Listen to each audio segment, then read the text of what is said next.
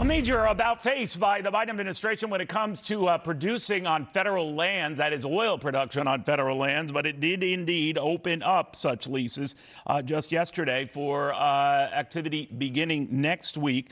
The flip side of this is it's not quite everything that you would think. For example, it's not opening all federal land, and it's an 80% reduction in acreage that was originally supposed to be slated.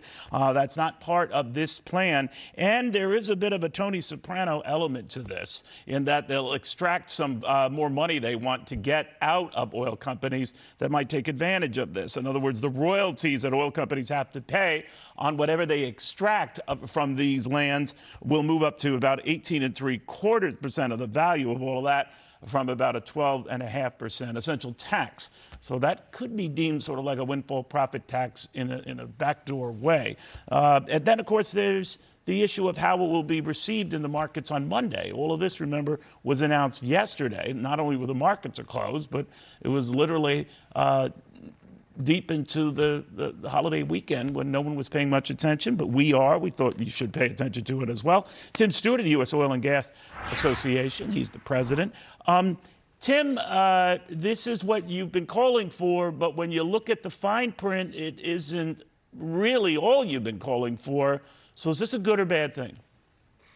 Well, I read that announcement yesterday, and I realized that the Secretary of Interior is very much on message with the rest of the Biden administration, Neil, which is we all pay 50% more for 80% less. And she was very clear that that's what she was going to do for those oil and gas operators who were interested in doing work on federal lands, that we should be prepared to pay about 50% more in royalties and other fees that we already pay.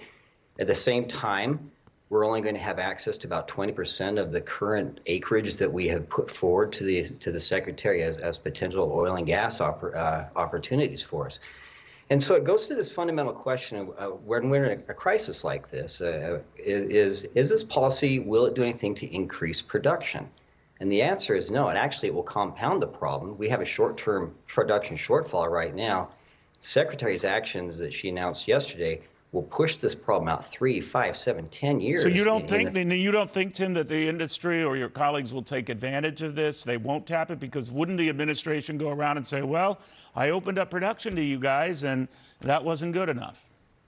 Look, I think a lot of our federal operators, they need that federal acreage to put together their entire leasehold positions. And so, yes, they'll take everything that we can get out of the administration.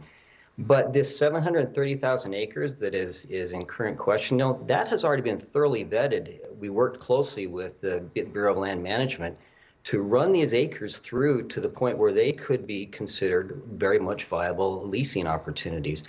And the Secretary looked to her career staff and the professionals in the department said, essentially, I don't care what you think. I'm going to go in a different direction. I don't care if you said that 700,000+ acres or should be available.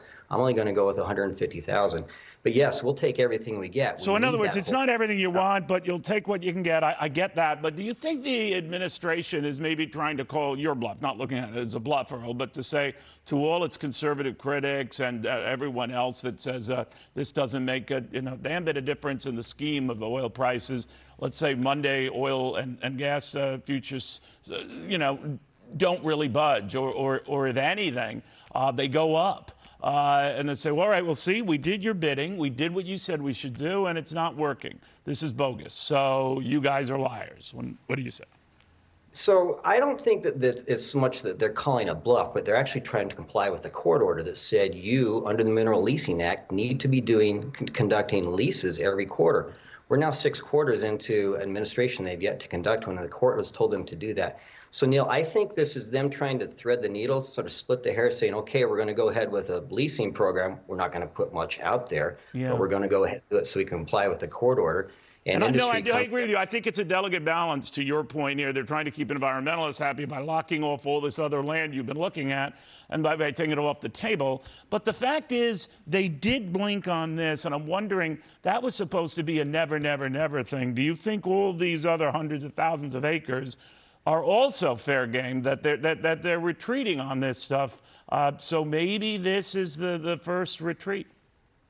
I would hope so, because again, these acres have been already thoroughly vetted, and they've been determined to be environmentally sound and ability to comply both with environmental regulations and leasing. So I would hope that as administration realizes that this needs to be done, that they will continue to roll out a more active leasing program. The question, I think, though, is how quickly can they do that? If they take too long, then it won't get them through this political short-term problem that they have. Again, I think they're trying to split that hair between showing that they're trying to do something and comply with the corridor, yet keeping their left flank happy. You know, gas prices have been easing a little bit. I guess in that it's a lot more to do with what's going on in China with the shutdown in Shanghai, reducing manufacturing demand and all that. I get that. But it's been a consistent trend of late. I don't want to get ahead of ourselves here. What do you make of that and the backdrop that, ironically, this could be occurring at a time prices are going down? Well, to our credit, industry has done everything we possibly can, despite the federal obstacles, to get as many rigs back up in the air. And we've seen the rig count increase steadily week over week. Our production's up 60% over where it was last year at this time, and that's encouraging. I would give the China situation some impact, but frankly, I got to give ourselves some impact as well, and some credit, because we've been doing everything we can to get production up.